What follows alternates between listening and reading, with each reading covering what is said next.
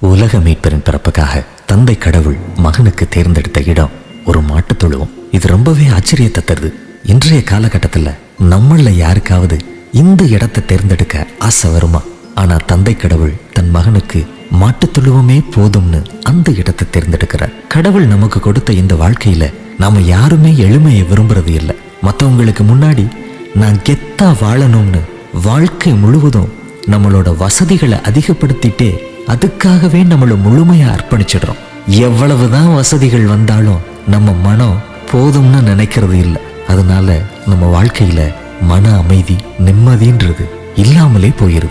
தந்தை கடவுள் தன் மகனுக்கு மாட்டுத் தொழுவமே போதும்னு நிம்மதிக்கான வழிமுறைய அழகா எடுத்து காட்டியிருக்காரு. கிறிஸ்து பிறப்புக்காக தயாரிக்கிற நாம வசதிகளை தேடி பிஸியா ஓடுறத நிப்பாட்டிட்டு கொஞ்சம் நிம்மதிய மன அமைதியை தேடி ஓடுவோம். நீங்கள் கேட்டுக்கொண்டிருந்தது கிறிஸ்துமஸ்